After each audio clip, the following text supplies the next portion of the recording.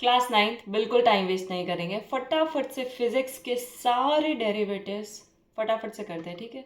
सो start करते हैं first derivative से। First derivative which is first equation of motion, जो हमारा ये वाला है, like v is equals to u plus a t. तुम्हें फॉर्मूला भी याद होना चाहिए, दूसरा ये आया कहाँ से ये पता होना चाहिए। उसके लिए हम क्या करेंगे, हम एज्यूम करते हैं कि एक लड़का साइकिल चला रहा है पॉइंट ए से, इसकी स्पीड मान लो 30 किलोमीटर पर आवर है, ठीक है। वो जाता है और 40 किलोमीटर पर आवर इसकी फाइनल वेलोसिटी होती है। फिजिक्स में जितना बोला जाए उतना ही दिमाग लगाना है, ठीक है।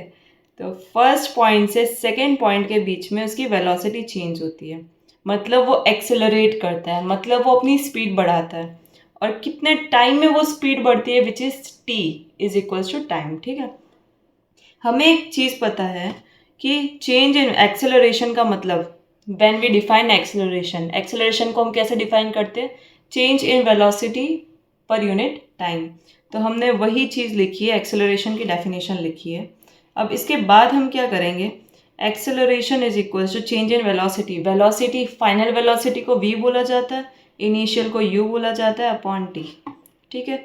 हमें प्रूव क्या करना था, हमें प्रूव करना था v को एक तरफ रखेंगे, बाकी उस तरफ, बाकी सब चीज़ों को भेज देते हैं। इट मीन्स v को यही रहने दो, बाकी a t plus c u plus a t हमारी फर्स्ट इक्वेशन ऑफ मोशन आती है, ठीक है। तो मैंने ये जो भी पर्पल कलर से लिखा हुआ है वो आपको याद रखना है कि अगर first law of equation prove करना है तो हमारे पास में हम यहाँ से प्रूव करेंगे, ठीक है। सेकेंड इक्वेशन ऑफ मोशन के लिए हमें दो चीज़ें याद रखनी है। फर्स्ट इज एवरेज वेलोसिटी कैसे निकालते हैं, दूसरी is speed equals to distance upon time का formula. Now when we talk about average velocity, मतलब इनिशियल वेलोसिटी और फाइनल वेलोसिटी अपॉन टाइम अगर मैं कर लूँ, अपॉन टाइम अगर मैं कर लूँ,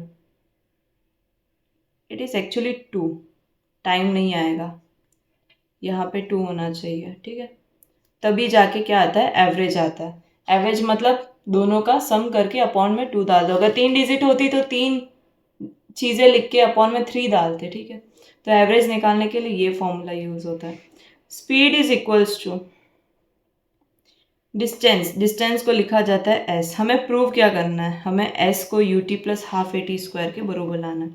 टाइम इज टी।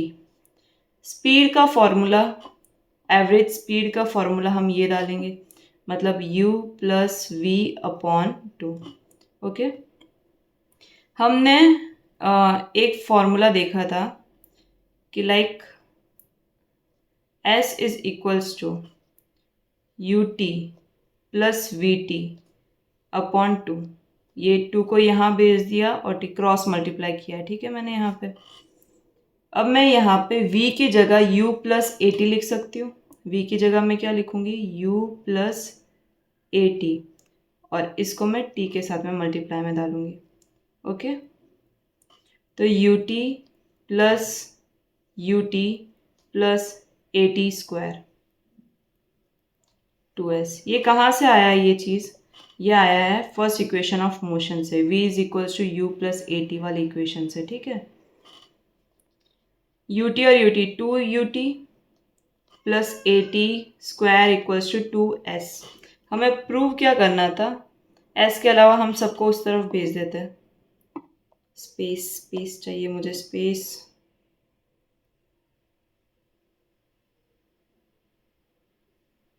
बहुत सारी स्पेस है। s is equals to u t upon 2 plus a t square upon 2। तो ये कट होके u t plus half a t square आ जाएगा s की वैल्यू। क्लियर। हमने इसमें 3 फॉर्मूलेज यूज़ किए, पहला तो एवरेज वेलोसिटी का, दूसरा स्पीड का, और तीसरा फर्स्ट इक्वेशन ऑफ मोशन फिर से यूज़ किया, ठीक है। तो इस 3 इक्वेशन से हम सेकेंड इक्वेशन ऑफ मोशन को डिराइव कर सकते हैं। थर्ड इक्वेशन ऑफ मोशन को कैसे डिराइव करेंगे, उसके लिए 2 फॉर्मूले याद होने चाहिए। डिस्टेंस का फॉर्मूला होता है average velocity, means u plus v upon 2 multiply by time, ठीक है। यही, या speed equals to distance upon time वाले फॉर्मूले से आया है ये। ठीक है। डी को आप एस लिखोगे, मीन्स डिस्प्लेसमेंट। क्लियर। और दूसरी है फर्स्ट इक्वेशन ऑफ मोशन। अब यहाँ पे फर्स्ट इक्वेशन ऑफ मोशन के हिसाब से v minus u upon a is equals to time होता है, right.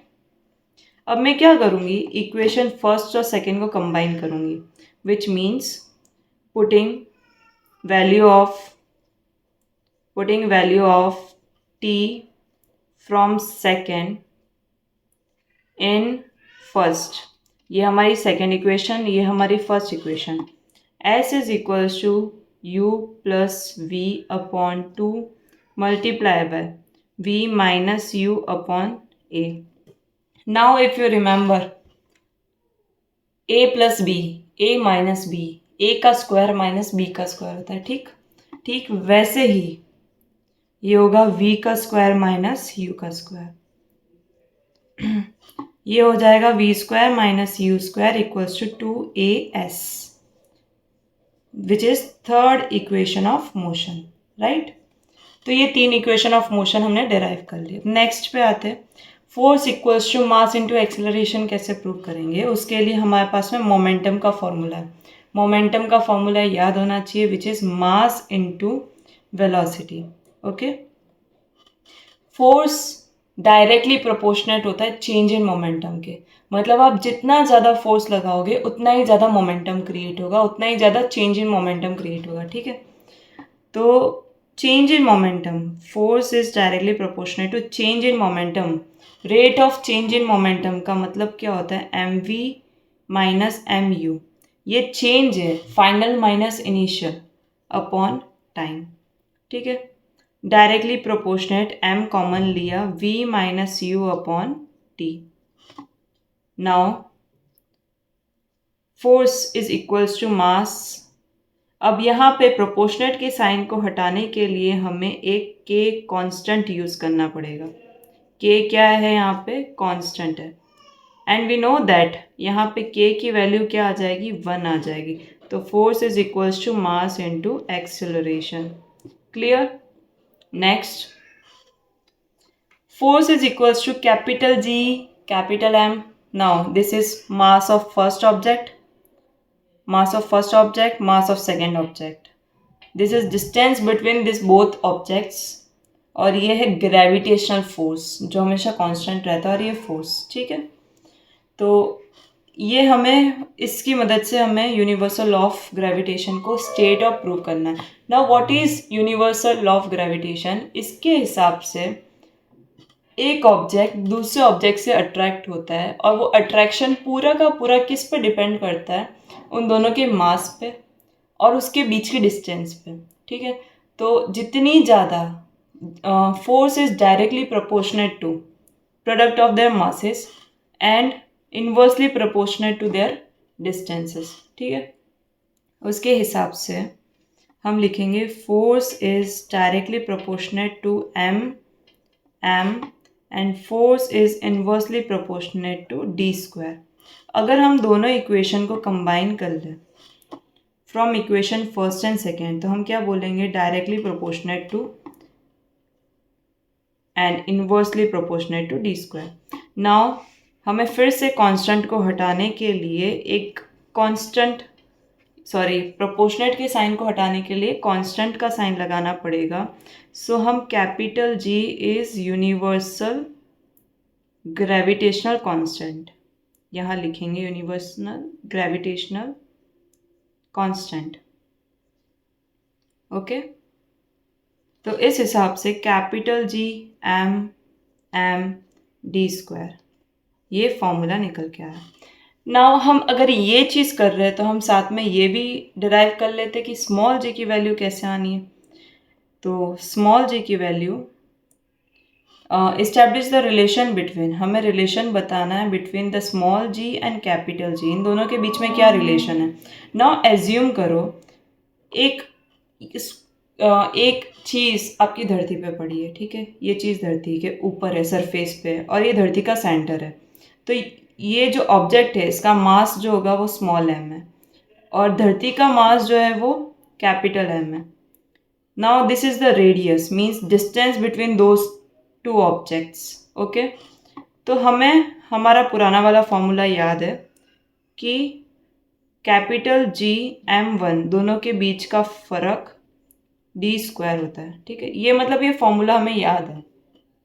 Now F is equals to mass into acceleration formula होता है। यहाँ पे एक्सेलरेशन नहीं, स्मॉल g यूज़ होगा, ओके।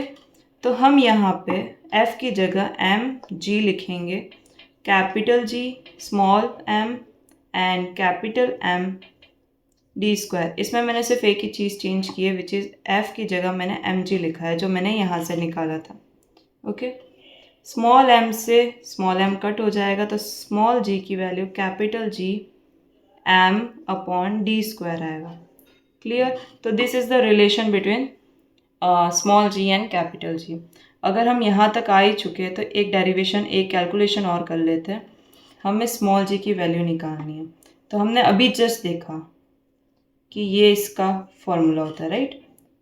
अगर आपको याद नहीं है तो this is capital G m upon d², capital G m upon d²। Now यहाँ पे कैपिटल G की वैल्यू 6.67 इंटू 10⁻⁻11, कैपिटल M की value 6 into 10⁻24 upon d² means radius का स्क्वायर, 6.4 इंटू 10⁻6, दो बारी लिखेंगे क्योंकि स्क्वायर है, 6.4 इंटू 10⁻6, ओके। अब इसको कैलकुलेट करना है हमें। कैलकुलेशन में ही सबको दिक्कत आ रही है, तो कैलकुलेशन इस बार अच्छे से देख लेना, ठीक है। नाउ एक काम करते हैं, पहले पॉइंट सारे हटा देते हैं। पॉइंट हटाया, नीचे 100 लगाया, पॉइंट हटाया, पॉइंट हटाया, ऊपर भी 100 लगाया, और ये 100 और ये 100 कट हो गए। So now I have 667 into ये 10⁻⁻11 जो है उसको मैं नीचे लेके आ रही हूँ, तो 10⁻11, ठीक है, इंटू 6 इंटू 10⁻24, 10⁻6, 64 इंटू 10⁻6, ओके। यहाँ तक चीज़ समझ में आई। अब हम क्या करेंगे, 10 की पावर को सही कर लेते एक बार। सो 667 इंटू 6 इंटू 10⁻24, ओके। इसके अलावा 64 इंटू 64 इंटू 10⁻6 + 6 12, 2 की टेबल में 3 टाइम, 2 की टेबल में 32 टाइम्स। हमें ये ज़रूर पता है कि 10⁻24 माइनस ये 12 हो जाएगा, ओके। अब मल्टीप्लाई करते हैं, मल्टीप्लाई 667 इंटू 3,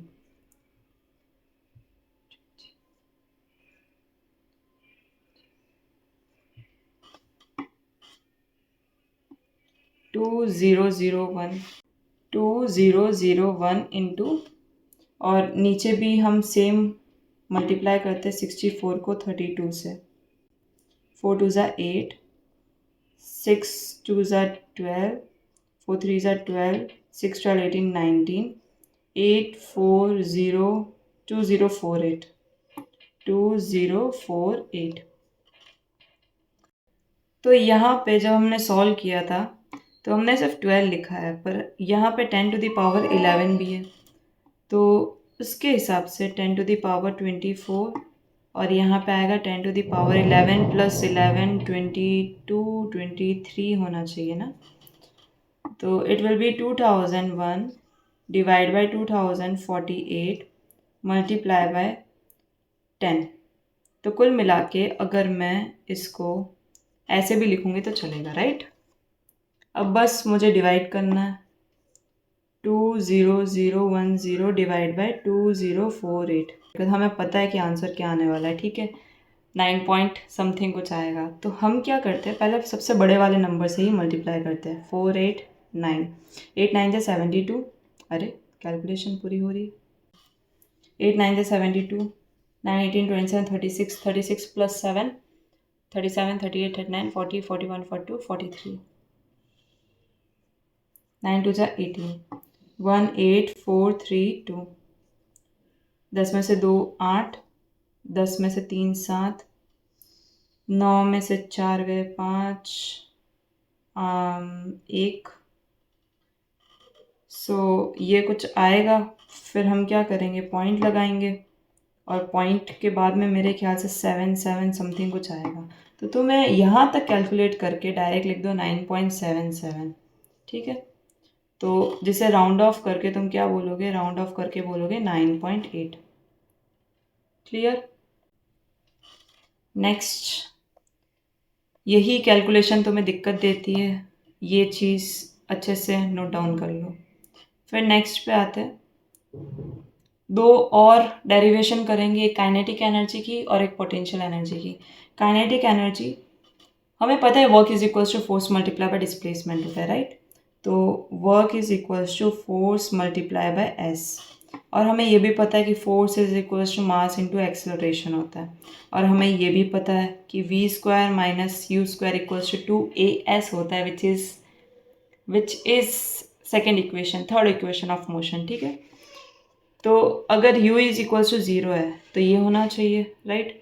अगर मैं तीनों को कंबाइन करूँ तो मुझे काइनेटिक एनर्जी मिल सकती है, राइट। कैसे निकालेंगे kinetic energy, work is equals to force multiply by displace, force की जगह हम ma लगा लेते, s की जगह u square upon twice of a लगा, a से a कट, राइट। तो यहाँ पे work done is equals to half m v square आना चाहिए। मैंने यहाँ पे थोड़ा सा कुछ उल्टा पुल्टा लिख दिया है, यह m u square v square बात एक ही है वैसे तो। यहाँ पे होना चाहिए v इक्वल्स टू 0, तब जाके सॉरी u इक्वल्स टू 0, तो यहाँ पे आएगा v स्क्वायर, ठीक है। कोई ज़्यादा फर्क नहीं पड़ेगा, इससे करना हमें ऐसे ही है। नेक्स्ट, वर्क डन का फॉर्मूला होता है फोर्स इंटू डिस्प्लेसमेंट, फोर्स का फॉर्मूला होता है मास इंटू एक्सेलरेशन, और एक्सेलरेशन जब भी कोई चीज़ ऊपर से नीचे गिरती है तो एक्सेलरेशन की जगह हम g यूज़ करते हैं, ठीक है, और s की जगह हम क्या यूज़ करते हैं, हाइट, राइट। तो ये हो जाएगा mgh, क्लियर, वर्क डन। और हमें ये चीज़ पता है कि work done is equals to kinetic energy या पोटेंशियल एनर्जी जो भी है, तो ये यहाँ पे पोटेंशियल एनर्जी होगी, work done equals to potential energy equals to mgh, clear. यहाँ पे भी सेम चीज़ होगी, work done equals to kinetic energy is equals to half mv square, clear. तो ये बस लास्ट के दो डेरिवेशंस थे। आई होप अब सारे डाउट्स क्लियर हो गए होंगे।